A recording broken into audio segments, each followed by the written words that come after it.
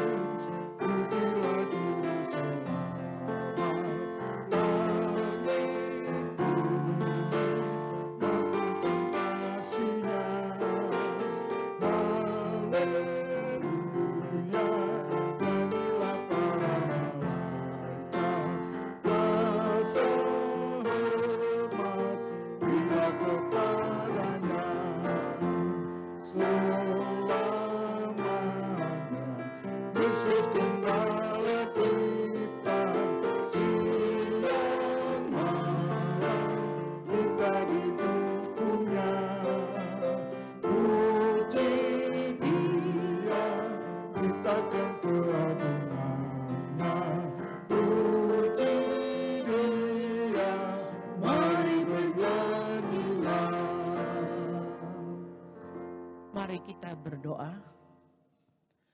Pada hari ini kembali kami mengucap syukur kepadamu ya Tuhan Yesus Kristus, Juru Selamat kami. Sebab atas kasih setiamu yang tidak pernah berkesudahan, kami Engkau berkati hari lepas hari. Pada hari ini pun saat kami dapat beribadah itu pun karena kasih setiamu ya Tuhan. Berkatilah ibadah keluarga ini, berkati para pelayanmu, baik para majelis yang bertugas, pelayan firman, organis, pemandu lagu, petugas sound system dan multimedia, bahkan setiap jemaatmu yang ada di setiap rumah dari sekpel 1 sampai 9. Namun sebelumnya kami mengaku akan dosa yang kami telah perbuat, ampunilah kami Tuhan. Pengampunanmu yang akan melayakkan kami untuk beribadah kepadamu. Hadirlah di tengah-tengah persekutuan kami, pimpin dan berkati ibadah ini dari awal hingga akhirnya. Ibadah ini terlaksana hanya di dalam nama Bapa, Anak, dan Roh Kudus. Amin. Mari kita akan membaca yaitu Mazmur, dari Mazmur 19 ayat 2 dan 3 yang berbunyi demikian. Langit menceritakan kemuliaan Allah dan cakrawala memberitakan pekerjaan tangannya. Hari meneruskan berita itu kepada hari dan malam menyampaikan pengetahuan itu kepada malam. Jemaat dipersilakan duduk kembali. Kembali kita memuji Tuhan dari Kidung Jemaat 355 bait 1 dan 2. Yesus memanggil.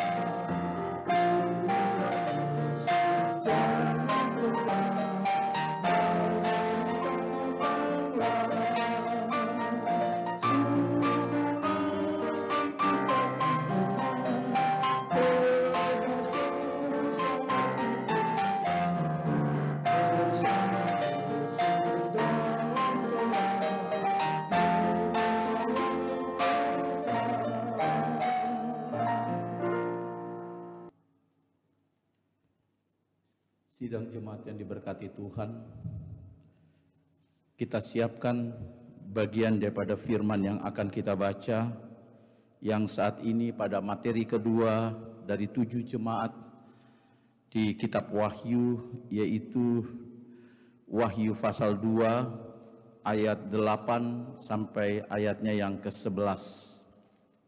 Wahyu pasal 2 ayat 8 sampai 11.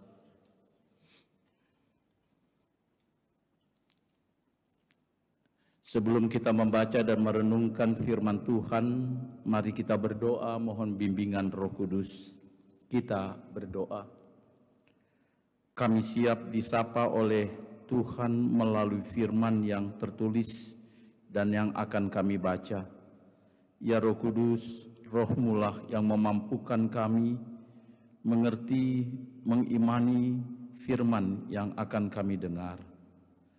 Bersabdalah, kami siap untuk mendengar dan memelihara firman-Mu untuk kami lakukan dalam hidup kami hari ini dan selamanya.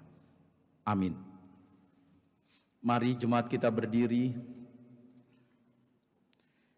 Kepada jemaat di Smyrna, dan tuliskanlah kepada malaikat jemaat di Smyrna, inilah firman dari yang awal dan yang akhir, yang telah mati dan hidup kembali. Aku tahu kesusahanmu dan kemiskinanmu, namun engkau kaya, dan fitnah mereka yang menyebut dirinya orang Yahudi, tetapi yang sebenarnya tidak demikian. Sebaliknya mereka adalah jemaah iblis. Jangan takut terhadap apa yang harus engkau derita. Sesungguhnya iblis akan melemparkan beberapa orang dari antaramu ke dalam penjara supaya kamu dicobai, dan kamu akan beroleh kesusahan selama 10 hari. Hendaklah engkau setia sampai mati, dan aku akan mengaruniakan kepadamu mahkota kehidupan. Barang siapa bertelinga, hendaklah ia mendengar apa yang dikatakan Roh kepada jemaat-jemaat. Barang siapa menang, ia tidak akan menderita apa-apa oleh kematian yang kedua. Demikianlah firman Tuhan, terpujilah Kristus. Haleluya. Haleluya. Haleluya. Haleluya.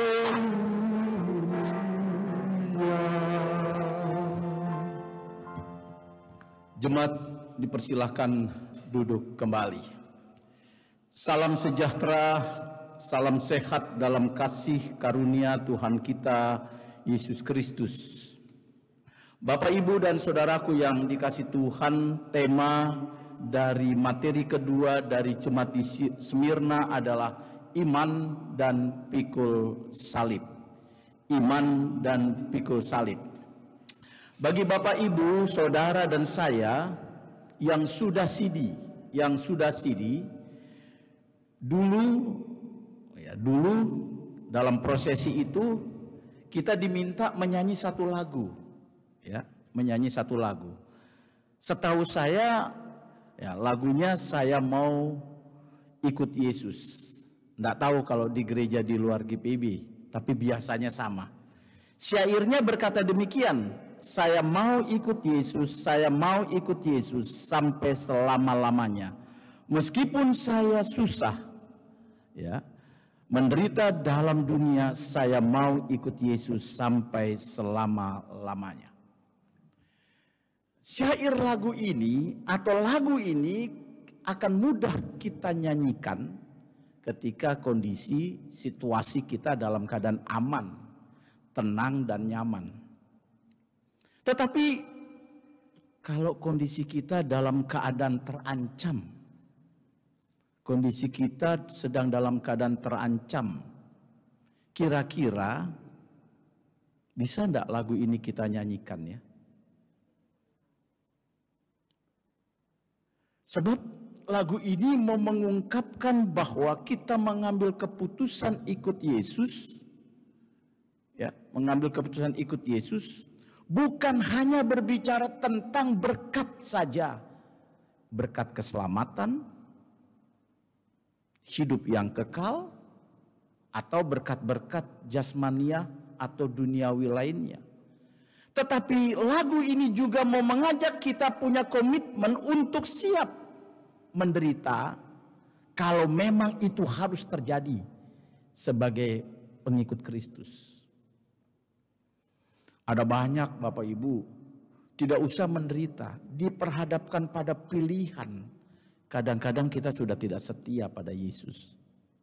Misalnya untuk para muda-mudi, tiba-tiba usia sudah mendekati 30, terus belum punya pasangan, tiba-tiba yang mendatangi tidak seiman.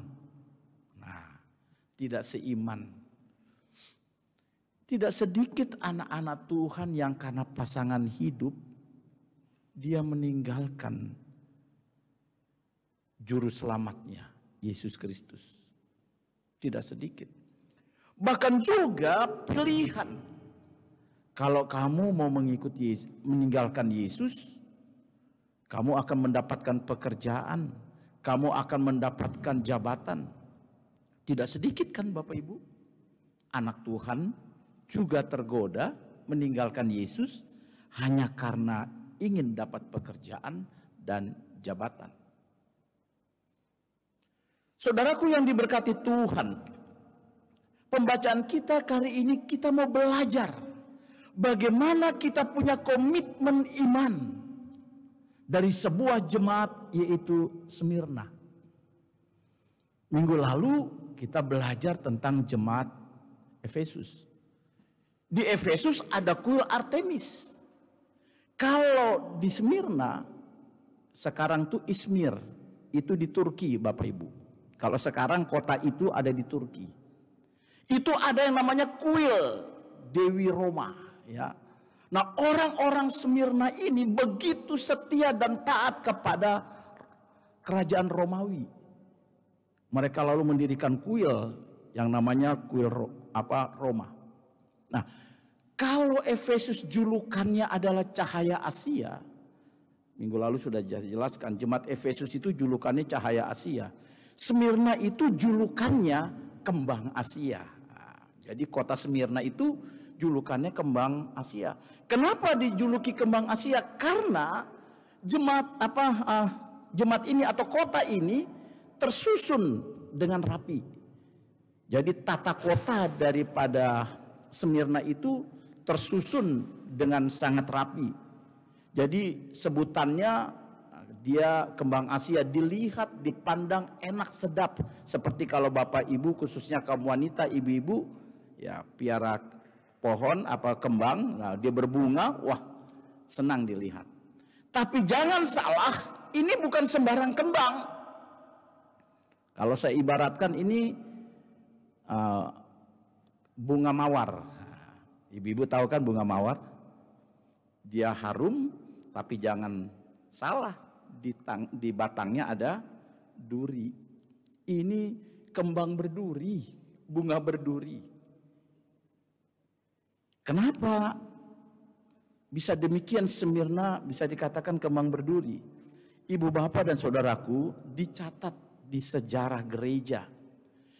Di kota Smyrna inilah terjadi penindasan, penganiayaan yang paling berat dialami oleh umat Kristen di sepanjang masa. Jadi Bapak Ibu dapat bayangkan di kota Smyrna inilah dicatat ada penindasan, penganiayaan yang teramat berat yang dialami oleh pengikut-pengikut Yesus. Mereka ditangkap tanpa diadili. Lalu hukumannya apa? Hukumannya mereka dibawa ke gelanggang. Di gelanggang itu ada binatang buas yang jumlahnya banyak dan lapar. Orang-orang Kristen itu dibawa ke stadion, dilempar, lalu menjadi tontonan Bapak Ibu. Bayangkan Bapak Ibu. Jadi ada singa macan yang lapar, lalu anak-anak Tuhan itu ditangkap, dilempar ke gelanggang. Dia harus lari dikejar oleh singa-singa yang lapar. lalu penontonnya itu di atas bertepuk tangan, tertawa, gembira melihat orang-orang Kristen dicabik-cabik, diterkam dan dimakan oleh singa. Itulah bentuk kekejaman yang pernah dialami oleh pengikut Kristus di kota Smyrna. Karena itu tadi saya katakan ini kembang berduri, berbahaya. Nah, ada seorang tokoh Bapak Ibu dan Saudara sekalian, namanya Polikarpus. Dia seorang uskup Bapak Ibu.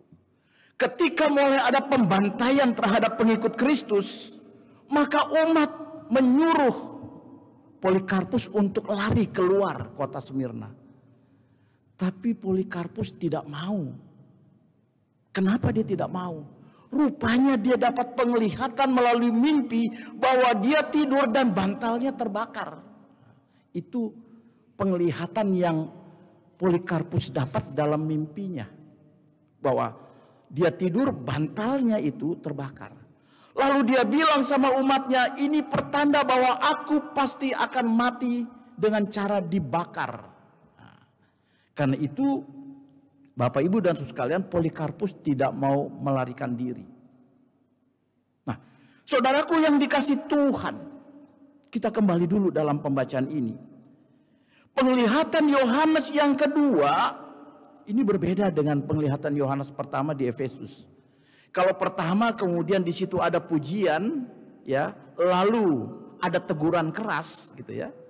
Kan pertama jemaat Efesus dipuji, pekerja keras, giat, rela berkorban, tetapi ditegur karena kehilangan kasih yang mula-mula. Tapi di jemaat Smyrna tidak ada pujian, tidak ada teguran, Bapak Ibu, tidak ada. Yang ada apa? Yang ada dua hal. Yang pertama, Tuhan memberi peringatan dini akan ada bahaya masalah besar, peringatan dini. Itu sama seperti di Laut Selatan Jawa itu ada alat yang dipakai untuk mendeteksi kalau ada tsunami, gitu ya. Jadi kalau ada gempa, ada tsunami, alat itu akan memberi tanda sehingga tanda itu akan memberikan pesan bahwa ada tsunami sehingga orang yang di pantai bisa lari. Walaupun sekarang alatnya katanya banyak dicuri orang. Nah, jadi Bapak Ibu, yang pertama Yohanes mendapatkan penglihatan untuk disampaikan sebagai peringatan dini. Apa bentuk peringatan dini itu? Kita lihat misalnya Bapak Ibu ayatnya yang ke-10. Jangan takut terhadap apa yang harus engkau derita. Sesungguhnya iblis akan melemparkan beberapa orang dari antara kamu ke dalam penjara supaya mereka dicobai. Nah, ini dia. Jadi dikatakan oleh Tuhan akan ada beberapa orang di antara kamu yang akan dilemparkan, gitu ya. Akan dilemparkan ke dalam penjara. Ini peringatan. Apakah peringatan ini untuk menakut-nakuti? Tidak, Bapak Ibu. Agama Kristen itu pengajarannya tidak menakut-nakuti. Tuhan tidak menakut-nakuti kita. Dan kita juga tidak memiliki roh ketakutan. Tapi Roh Kudus yang apinya menghangatkan. Firman ini mau mengatakan bahwa memang akan ada kesusahan. Karena itu firman ini mau menegaskan jangan takut. Jangan takut. Memang Tuhan tidak singkirkan bahaya itu. Bahaya itu harus tetap dilewati dan ditempuh. Tetapi Tuhan katakan jangan takut. Gitu. Itu yang pertama. Karena itu Ibu Bapak, tidak heran ketika Polikarpus bermimpi dalam penglihatannya dia tidur dan bantalnya terbakar. Dia tidak mau lari, mungkin dia mau mengatakan inilah yang dikatakan Tuhan ada di antara kamu yang akan dilempar ke dalam penjara. Polikarpus siap, Bapak Ibu, menghadapi mereka itu sebenarnya korban fitnah. Siapa yang memfitnah mereka? Jadi penderitaan umat Tuhan di Smyrna itu bukan karena mereka melakukan kejahatan. Tetapi mereka difitnah dari orang-orang Yahudi yang mengatakan dirinya umat Tuhan. Padahal kata Yohanes dalam penglihatan mereka adalah jemaah iblis. Jemaat iblis. Fitnah itu keluar dari orang Yahudi yang katanya punya Tuhan Allah yang juga Tuhan kita. Berarti orang beriman, orang Kristen juga bisa memfitnah saudaranya loh. Hati-hati Bapak Ibu. Jangan bilang fitnah itu dilakukan oleh orang tidak mengenal Tuhan, tidak.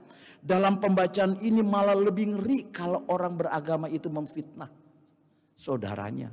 Orang Yahudi memfitnah saudaranya. Kita orang Kristen, loh Allahnya sama. Masalahnya dia tidak mau terima Yesus saja sebagai Tuhan. Nah, coba Bapak Ibu pernah tidak mengalami difitnah oleh saudara seiman dalam gereja? Pasti pernah kan? Difitnah. Iya kan? Padahal yang melakukan saudara seiman. Dan itu yang dialami orang-orang Smyrna. Tapi Tuhan katakan jangan takut Ibu Bapak. Polikarpus kemudian Bapak Ibu ditangkap. Lalu dibawa di penjara sementara. Tunggu giliran dilempar ke stadion. Kapten yang menjaga Polikarpus melihat kehidupan Polikarpus tidak ada yang salah. Kapten ini tersentuh hatinya, orang ini orang baik. Lalu sang kapten ini bilang, Polikarpus, kamu orang baik. Apa sih susahnya bilang bahwa kaisar itu Tuhan? Bilang saja kaisar adalah Tuhan, kamu selamat. Tapi Polikarpus bilang, tidak. Tuhan itu hanya Yesus. Dan Yesus itu adalah Tuhan. Akhirnya sang kapten tidak bisa berbuat apa-apa. Lalu digiringlah Bapak Ibu dan terus sekalian. Polikarpus ini ke stadion. Lalu penguasa kota sekali lagi bilang kepada Polikarpus. Polikarpus, ini kesempatan terakhir kamu untuk mengutuk Yesus dan menerima kaisar sebagai Tuhan. Apa yang dikatakan Polikarpus? Ini statement ini terkenal Bapak Ibu di kalangan tokoh-tokoh gereja. Dia katakan begini, 88 tahun saya melayani Yesus. Dia tidak pernah menyakiti saya. Bagaimana mungkin saya menyakiti dia yang memberikan saya keselamatan? Itu statementnya dari Polikarpus yang terkenal. Mendengar perkataan itu, orang-orang istana marah. Lalu mereka mengambil kayu sebanyak-banyaknya dan meletakkan di depan Polikarpus. Rupanya Polikarpus tidak dihukum untuk dimakan dengan hewan, tapi mau dibakar. Api membesar Ibu Bapak. Dan saudaraku, lalu apa yang dikatakan Polikarpus? Polikarpus bilang, Anda mengancam aku dengan api yang menyala, tapi sebentar lagi api ini padam kalau kayunya habis. Tapi ingat Anda akan diadili oleh Tuhan yang apinya tidak akan pernah padam, yaitu di neraka. Itu yang dikatakan Polikarpus. Mereka pikir dengan api yang besar, lalu Polikarpus takut. Tapi Polikarpus bilang, api besar ini akan mati. Tapi ada api yang tidak akan mati di neraka. Mendengar perkataan itu Ibu Bapak dan terus sekalian tambah marah tentu kan. Tambah marah. Lalu kemudian apa yang diperbuat? Para algojo mengambil tali dan mau mengikat Polikarpus. Tapi Polikarpus bilang, jangan. Saya tidak akan lari. Izinkan saya berdoa. Saya mengutip sebenggal doa Polikarpus. Polikarpus berdoa begini. Aku memuliakanmu karena telah Kau karuniakan kepadaku hari ini dan saat ini. Di mana aku diperkenankan mengambil bagian bersama-sama dengan para syuhada yang lain. Minum dari cawan Kristus. Saat ini aku mohon, berkenanlah Dikau menerimaku sebagai korban yang layak. Sama seperti Dikau telah menerima mereka, maka aku akan memuliakanmu di segala perkara. Amin. Luar biasa. Ketika kita sedang kepepet, ketika kita ada dalam bahaya, apa sih isi doa kita? Biasanya kita bilang, Tuhan kenapa ini mesti terjadi? Gitu ya. Tuhan cepat ini, sudah sedikit lagi bahaya ini, kan gitu.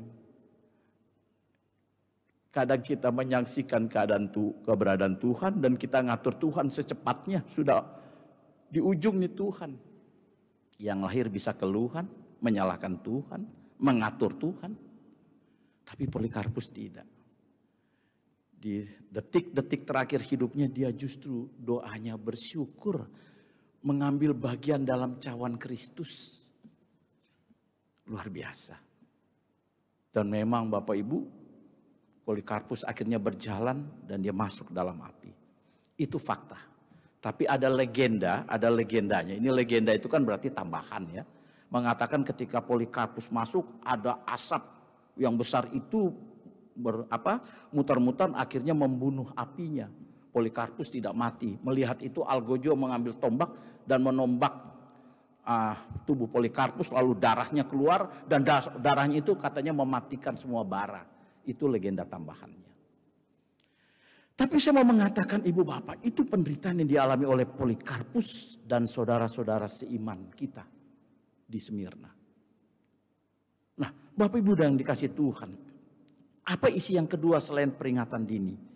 Yang kedua adalah bagaimana menghadapi pergumulan itu. Dalam bacaan kita dikatakan di sini Bapak Ibu dan sekalian bahwa orang yang setia itu akan dikaruniakan mahkota kehidupan. Jadi Tuhan mengatakan sekalipun kamu harus menderita, bahkan dalam penderitaanmu kami mati, tapi kematianmu tidak sia-sia. Ada mahkota kemuliaan. Yang kata Polikarpus, kalau api dunia ini sementara, tapi mengerikan tuh api di neraka sana. Ketika kita setia dalam iman Bapak Ibu, maka akhir kehidupan kita itu adalah mahkota. Itu yang pertama. Yang kedua ada dikatakan kesusahanmu itu hanya sementara, yang dikatakan dengan kata 10 hari. 10 hari. Artinya hidup itu tidak selamanya susah kan? Ada saatnya Tuhan pasti menopang kok. Jadi kalau Bapak Ibu menderita jangan pikir seumur hidup menderita.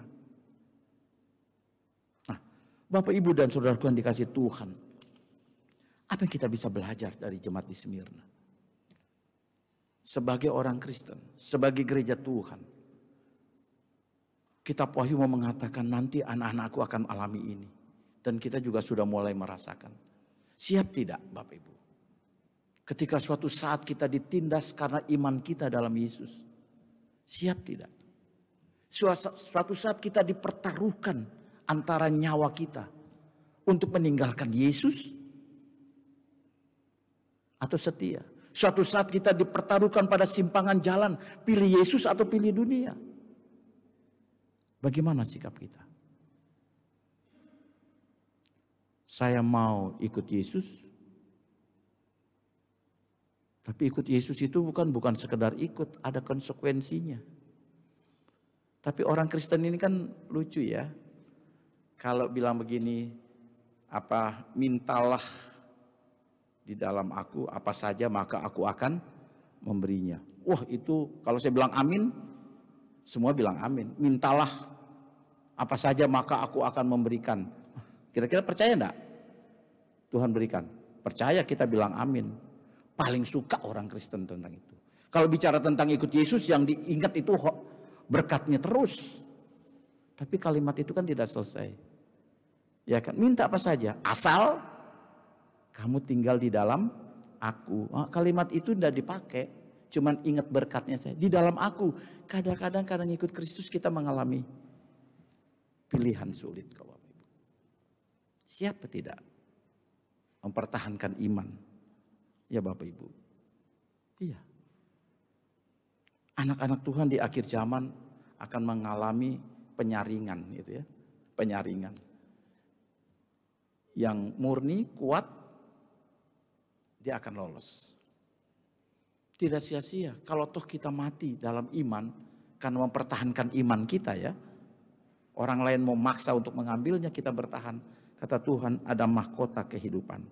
Lalu Tuhan katakan, siapa bertelinga hendak mendengar.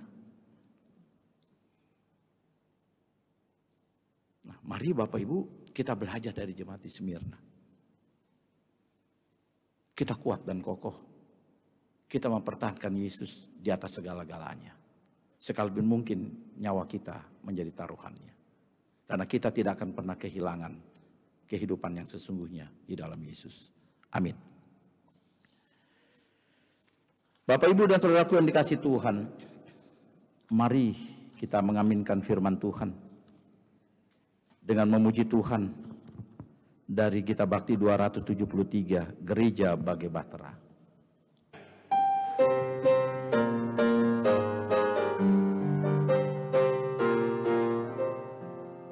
Gereja bagai bahtera di laut yang serak, mengarahkan haluannya ke pantai seberang, mengamuklah samudera dan badai menderu, gelombang zaman menghempas yang sulit ditempuh.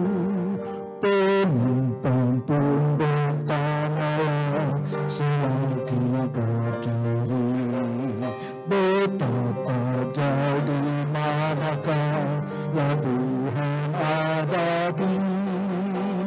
Tuhan tolonglah, Tuhan tolonglah, tanpa Dikau semua di masa kelak, ya Tuhan tolonglah.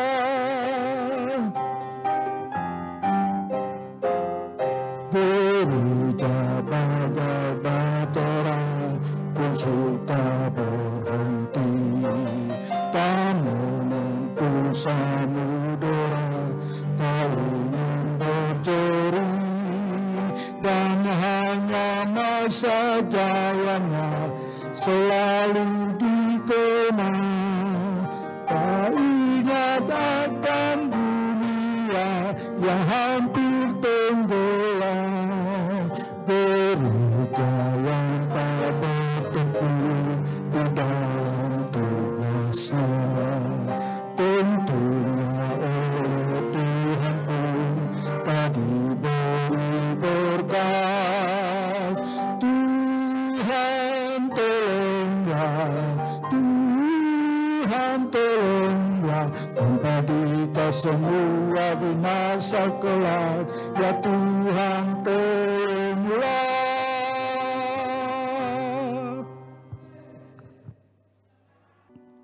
Jemaat Tuhan, marilah kita bersahati dalam doa. Mari kita berdoa. Pada hari Sabtu, tanggal 23 Februari tahun 1550, Polikarpus mati dibakar karena dia lebih memilih untuk taat dan setia kepada Tuhan.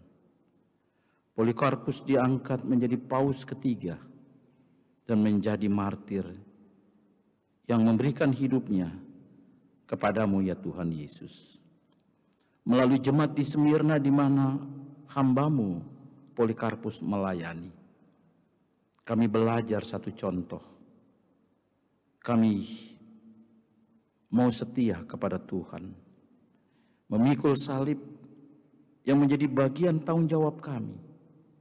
Ketika orang lain memaksa untuk kami meninggalkan Engkau, atau menggoda dengan godaan dunia untuk kami beralih, kiranya kami mampu tetap setia. Karena kami percaya kalau toh kematian menghampiri, maka mahkota kehidupan Tuhan sediakan. Terima kasih Tuhan. Kami harus membangun iman kami, karena setiap saat bisa godaan akan datang. Sehingga ketika itu terjadi, kiranya kami telah siap untuk menghadapinya. Terima kasih firman-Mu sudah disampaikan. Kiranya firman ini tidak menjadi lalu, tapi bagaikan air hujan yang turun ke bumi, menumbuhkan segala yang hidup dan menjadi kemuliaan bagi nama Tuhan. Kami berdoa bagi GPIB Bukit Kasih. Tuhan berkati kami. Dengan seluruh persekutuan yang ada, yang saat ini kami masih ada dalam protokol kesehatan. Sesungguhnya jauh dalam hati kami rindu untuk bersekutu seperti sebelumnya. Tetapi kami secara lembaga mempunyai tanggung jawab untuk menjaga keselamatan dan kesehatan umat dalam tanggung jawab yang lebih besar. Sehingga untuk sementara waktu kegiatan-kegiatan ini terbatas. Tapi kami percaya akan ada satu titik. Seperti Tuhan katakan pada jemaat Smyrna 10 hari. Berarti tidak selamanya pergumulan itu ada. Dan kami percaya ketika sudah waktunya tiba. Maka persekutuan akan kami lanjutkan. Perkunjungan akan kami lakukan. Dan semuanya tentu dalam bimbingan Roh Kudus-Mu. Bapa di surga, berkati semua presbitermu, berkati semua pelayan-pelayanmu, pengurus pelkat, panitia, komisi, untuk kami bersahati, bergandengan tangan, melaksanakan tugas tanggung jawab pelayanan yang Tuhan percayakan sampai akhir masa tugas yang Tuhan percayakan kepada kami. Berkati juga TK Bukit Kasih, berkati BPPJ, untuk menjadi bagian dalam pelayanan di tengah jemaat ini. Berkati juga bersama seluruh warga jemaat. Kami bergandengan tangan, menyatukan langkah dalam visi pelayanan untuk menghadirkan sukacita dan damai sejahtera-Mu. Kami berdoa bagi warga jemaat yang saat ini sedang bergumul karena sakit, karena kelemahan tubuh, karena PHK, kehilangan pekerjaan, sulit mendapatkan berkat-Mu, atau karena tekanan-tekanan lainnya di masa pandemik ini. Ya Tuhan, hamba percaya Roh Kudus-Mu ada bersama mereka, memberi kekuatan dan penghiburan bagi saudara-saudara kami ini Tuhan. Kami berdoa juga Tuhan, bagi GPB keseluruhan Tuhan berkati. Bahkan bagi GPB di Mupel Jawa Timur yang mempersiapkan persidangan sinode, Tuhan persiapkan supaya segala sesuatu dapat kami laksanakan dengan baik. Bapa di surga, kami serahkan juga bangsa dan negara kami yang kami cintai. Tuhan berkati dalam upaya untuk mengatasi dampak dari virus corona, didukung oleh kami rakyat, masyarakat yang ikut peduli pada protokol kesehatan, supaya semuanya dapat diatasi dengan baik. Pada hari ini hamba juga berdoa bagi rekan-rekan sepelayanan yang mendukung pelayanan, presbiter yang bertugas, organis, pemandu lagu, dan juga operator sound system dan juga multimedia. Tuhan berkati mereka. Dan biarlah mereka juga memberikan yang terbaik dalam pelayanan untuk hormat dan kemuliaan nama Tuhan.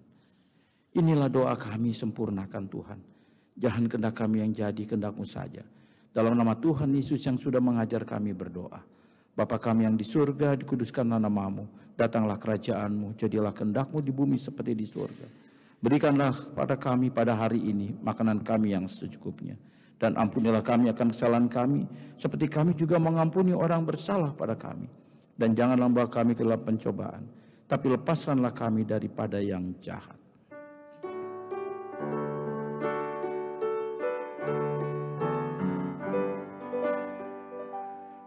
Engkaulah yang mempunyai kerajaan dan kuasa dan kemuliaan sampai selama-lamanya. Amin.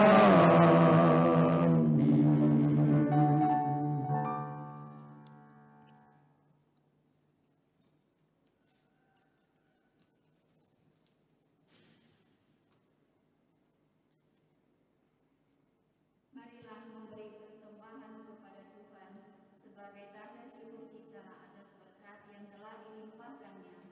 Firman Tuhan dalam Amsal 3 ayat 9 hingga ayatnya yang ke-10 yang menyatakan, muliakanlah Tuhan dengan hartamu dan dengan hasil pertama dari segala penghasilanmu, maka lumbung-lumbungmu akan diisi penuh sampai melimpah-limpah, dan bejana pemerahanmu akan meluap dengan air buah anggurnya. Tuhan memberkati saudara dan persembahan saudara. Gita Bakti 81 ayat 1, bait pertama hingga baitnya yang kedua, Allah sumber kemurahan.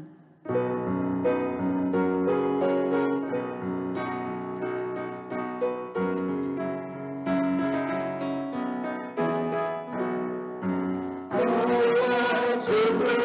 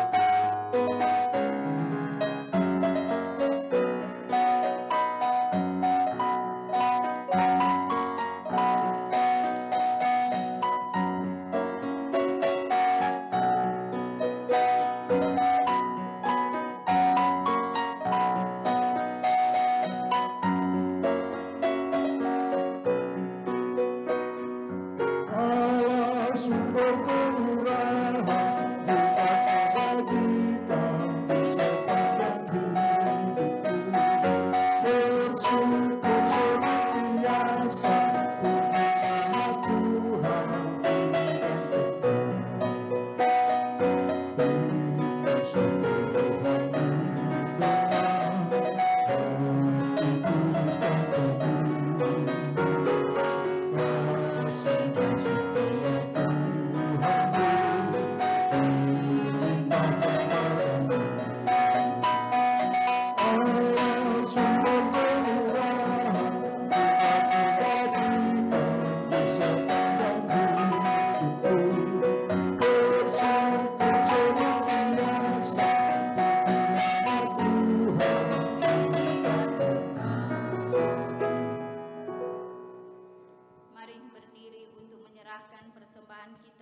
Tuhan dalam doa syukur.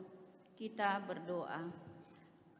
Allah Bapa Maha Baik, kami mengaku dan percaya bahwa setiap pemberian dan anugerah yang sempurna berasal daripadamu. Apa yang telah kami berikan dengan hati tulus, penuh rasa syukur ini pun bersumber dari kasih Bapa yang sempurna. Melalui Yesus Kristus, kami mohon berkatilah persembahan kami, agar berguna untuk pekerjaan dan pelayanan yang menyaksikan kemuliaan nama-Mu. Amin. Silakan duduk. Mohon perhatian untuk warta jemaat Minggu ke-18 sesudah Pentakosta, ibadah keluarga bersahaja, Rabu 7 Oktober 2020. Yang pertama, ucapan terima kasih. Presbiter yang bertugas mengucapkan terima kasih kepada yang pertama, Bapak Pendeta Elia H. Unpapar STH yang sudah memberitakan firman Tuhan. Yang kedua, seluruh majelis yang bertugas dan juga pendukung hingga terlaksananya ibadah. Tuhan Yesus Kristus, Kepala Gereja, memberkati. Yang kedua, ibadah keluarga bersahaja, Rabu 14 Oktober 2020 masih tetap dilaksanakan secara streaming pukul 19 WIB dengan materi Bina Keluarga dari Jemaat Tiatira dengan judul Hati-hati Iblis Bertahta. Yang ketiga, penerimaan karyawan baru. Dengan ini disampaikan kepada jemaat bahwa sejak tanggal 3 Oktober 2020 telah diterima bekerja sebagai karyawan baru sebagai Satpam atas nama Arnando Setiawan Saputra Leki, sebagai pengganti Satpam yang mengundurkan diri atas nama Bapak Robinson Elia Ilu. Atas perhatian jemaat diucapkan terima kasih. Tuhan memberkati. Yang keempat, penutup. Demikian warta ibadah keluarga bersahaja Rabu 7 Oktober 2020. Terima kasih atas perhatian warga jemaat. Tuhan Yesus memberkati. Ibu Bapak dan sekalian, pada kesempatan ini perkenankan saya mau menjelaskan beberapa hal. Yang pertama, Majelis Sinode mempercayakan kita selaku jemaat menjadi tempat bagi mahasiswa dari Universitas Kristen Duta Wacana semester 7 menjalani praktek kejemaatan. Nah, mahasiswa ini akan ada bersama dengan kita selama 4-5 bulan. Dan itu dilaksanakan dalam 2 tahap. Tahap pertama yaitu bulan Oktober sampai November. Nah, pada tahap ini perjumpaannya semua bersifat daring atau streaming. Mahasiswa ini selama 2 bulan ini belum bersama dengan kita. Mahasiswa masih ada di Jogja, tapi dia sudah diberi tugas untuk berkhotbah baik di ibadah keluarga dan ibadah Pelkat, khususnya PA, PT, dan GP. Mahasiswa ini akan merekam khotbahnya lalu dikirim dan akan dipadukan dengan seluruh rangkaian unsur tata ibadah yang dipersiapkan di Jemaat Bukit Kasih. Nah, setelah 2 bulan, maka mahasiswa ini akan menjalani tahap kedua, yaitu mereka akan hadir dan berjumpa dengan kita. Nah, Bapak Ibu, untuk tahap yang kedua ini ada catatannya. Setelah mengadakan perjumpaan dengan pihak kampus, maka kalau nanti di Surabaya katakanlah secara umum keadaannya meningkat, keadaannya untuk pandemik ini semakin mengganas, maka mahasiswa ini dalam menjalani tahap kedua akan memakai pola yang pertama, yaitu daring. Nah, ini keputusan diambil oleh pihak kampus dan juga tentu majelis sinode. Nah, hal ini dilakukan oleh lembaga untuk menjaga keselamatan dan kesehatan mahasiswanya dan juga jemaat yang dilayani. Jadi bukan soal takut atau berani, tapi inilah bentuk tanggung jawab daripada lembaga terhadap mahasiswanya dan juga jemaat yang dilayani. Sehingga kalau kondisinya di Surabaya nanti 2 bulan ke depan memuncak atau menaik lagi jumlah yang terpapar COVID, maka mahasiswa ini tetap menjalani praktek tapi dengan pola yang pertama. Itu harus dipahami ya Bapak Ibu dan saudara sekalian. Dan yang kedua, Bapak Ibu dan dikasih Tuhan, kita semua punya kerinduan yang teramat sangat, baik saya secara pribadi sebagai pendeta dan pendeta anak, untuk kita dapat beribadah secara langsung dengan kondisi baru. Tapi memang kondisi keadaan yang saat ini sangat tidak memungkinkan. Saya tahu ada jemaat yang punya HP dengan Android, ada yang tidak gitu Bapak Ibu ya. Nah, ini memang pilihan-pilihan yang sulit yang juga dialami bukan hanya GPIB Bukit Kasih, tapi semua jajaran GPIB bahkan gereja-gereja yang ada di muka bumi ini. Nah, Bapak Ibu dan saudara sekalian, kita punya rencana setelah dalam tahapan yang panjang, arahan dari Majelis Sinode yang sebenarnya secara lembaga belum mengizinkan, walaupun ada beberapa jemaat yang sudah melaksanakan. Nah, kami dari pelaksana harian Majelis Jemaat sudah mewacanakan pada bulan November kita akan coba ibadah secara luring atau offline atau tatap muka. Nah, tetapi arahan yang harus dimengerti Bapak Ibu, kalau surat Majelis Sinode yang kalau dilaksanakan ibadah secara offline atau tatap muka, usianya dibatasi. Yang bisa beribadah secara tatap muka itu hanya Gerakan Pemuda, PKB dan PKP. Untuk PA, PT dan PKLU tidak diperkenankan karena mereka adalah kelompok yang sangat rentan untuk tertular. Nah, jadi mohon untuk dimengerti. Tetapi memang melalui satgas pemerintah dikasih aturan bahwa kalau toh ada tatap muka usianya paling maksimal 60. Nah, karena itu kami memilih bisa sampai usia 60. Nah, mungkin ada Bapak Ibu yang pasti akan protes dan wah saya lebih 60 tapi sehat gitu ya. Nah, Bapak Ibu kami sangat memohon kearifan, pengertian daripada Bapak Ibu bahwa kita ini lembaga yang juga terikat pada aturan-aturan yang kita harus patuhi demi kepentingan bersama. Jadi teknisnya nanti Bapak Ibu, majelis jemaat yang ada di sektor akan mendata Bapak Ibu yang mau ikut ibadah luring atau ibadah secara langsung atau daring dari kelompok GP, PKP dan PKB itu ya, nanti akan didaftar siapa-siapa. Tapi kalau ada dalam kelompok ini yang belum berani, ya tetap ini dihargai. Ini bukan soal takut atau berani, ini soal tanggung jawab lembaga terhadap kehidupan persekutuan dan jemaat itu sendiri dalam arti kesehatan dan juga keselamatan. Nah, memang pandemik ini Bapak Ibu memberikan kita sebuah refleksi baru. Kalau selama ini kita mempercayakan pertumbuhan iman terhadap gereja, terhadap pelayanan gereja dari ibadah keluarga sampai ibadah pelkat dan juga presbiter pendeta. Tapi kali ini dengan kondisi yang ada, maka tanggung jawab itu ada pada diri kita masing-masing. Ketika lembaga-lembaga ini tidak bisa melaksanakan fungsinya karena keadaan, maka disinilah Bapak Ibu secara pribadi Bapak Ibu bertanggung jawab menumbuh kembangkan iman. Dan ini bukan hal baru, pernah terjadi dalam sejarah perjanjian lama ketika bangsa Israel dibuang ke Babel. Bait Allah tidak ada, para imam-imam tidak bisa melaksanakan fungsinya membina umat. Lalu apakah iman itu berhenti? Tidak. Jemaat secara pribadi dan keluarga harus membangun. Dan mungkin ini ada positifnya. Kita jemaat pribadi-pribadi sekarang harus bertanggung jawab untuk iman jemaatnya masing-masing. Sarananya mudah Bapak Ibu. Kalau tidak punya HP yang bisa dipakai Android, ada SBU Sabda Bina Umat. Minta di gereja dikasih bikin ibadah dengan baca sabda bina umat. Bukankah itu juga salah satu sarana untuk bertumbuh secara iman dengan baik? Sekali lagi Bapak Ibu, inilah penjelasan yang mungkin akan kita laksanakan bersama, ibadah yang kita rindukan dengan protokol yang sangat ketat. Sekali lagi terima kasih, Tuhan Yesus memberkati kita semua. Mari jemaat Tuhan kita berdiri.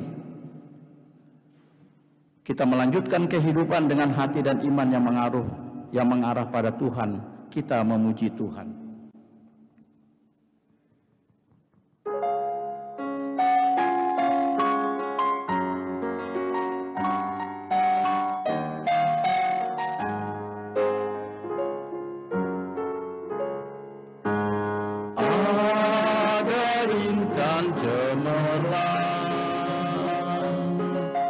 Dalam lumpur yang keruh, cari dan bersihkanlah guna tajuk rayamu. Jiwa-jiwa yang terhilang bawa pada Tuhan. Jadi intan yang gemilang di mahkota rajamu.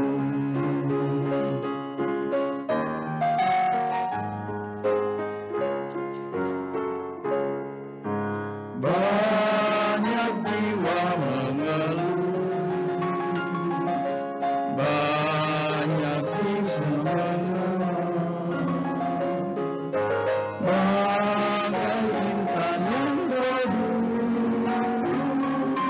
angkatan unikanlah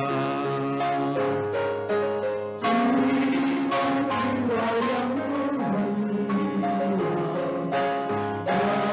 pada Tuhan.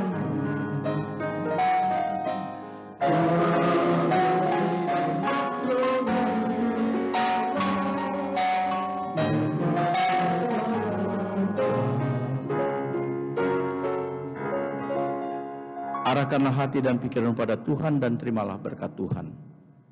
Tuhan memberkati engkau dan melindungi engkau. Tuhan menyinari engkau dengan wajahnya dan memberi engkau kasih karunia. Tuhan menghadapkan wajahnya kepadamu dan memberi engkau damai sejahtera.